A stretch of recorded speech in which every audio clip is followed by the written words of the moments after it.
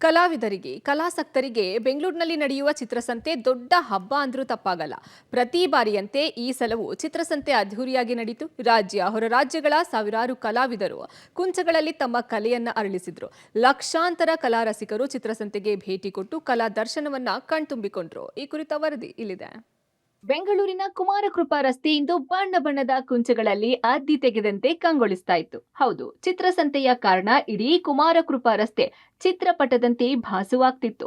ಲಕ್ಷಾಂತರ ಕಲಾಕೃತಿಗಳು, ಕಲಾವಿದರು, ಕಲಾಸಕ್ತರಿಂದ ತುಂಬಿ ಹೋಗಿತ್ತು. ಚಿತ್ರಕಲಾ ಪರಿಷತ್ ಆಯೋಜಿಸಿದ್ದ 22ನೇ ಚಿತ್ರಸಂತೆಯಲ್ಲಿ ಲಕ್ಷ ಲಕ್ಷ ಕಲಾಕೃತಿಗಳು ಕಣ್ಮನ ಸೆಳೆದವು.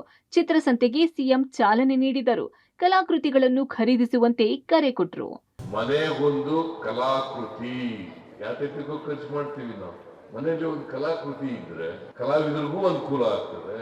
ನಾನು ಅತ್ಯಂತ ಸಂತೋಷದಿಂದ 22ನೇ ಚಿತ್ರಸಂತೆಯನ್ನ ಉದ್ಘಾಟನೆ ಮಾಡಿದ್ದೇನೆ. ಪೆನ್ಸಿಲ್ ಸ್ಕೆಚ್ನಿಂದ ಹಿಡಿದು ತೈಲವರ್ಣ, ಜಲವರ್ಣ, ಆಕ್ರೋಲಿಕ್, ಮೈಸೂರು ಶೈಲಿ, ರಾಜಸ್ಥಾನಿ ಶೈಲಿ, ಪಾರಂಪರಿಕ, ಆಧುನಿಕ ಪ್ರಕಾರಗಳ ಕಲಾಕೃತಿಗಳನ್ನು ಪ್ರದರ್ಶನಕ್ಕೆ ಇಡಲಾಗಿತ್ತು. ಕನಿಷ್ಠ 100 ರೂಪಾಯಿಯಿಂದ 5 ಲಕ್ಷ ರೂಪಾಯಿವರೆಗಿನ ಕಲಾಕೃತಿಗಳು ಮಾರಾಟವಾದವು. ಸೋಲಾಪುರದಿಂದ ಬಂದಿದ್ದೇನೆ. ನಾನು ಒಂದು 4-5 ವರ್ಷ ಆಯಿತು ಇಲ್ಲಿ ಬರ್ತಾ ಇದ್ದೀನಿ. ಎಲ್ಲ ಮ್ಯಾನೇಜ್ಮೆಂಟ್ ಭಾಳ ಇಷ್ಟ ಆಯಿತು.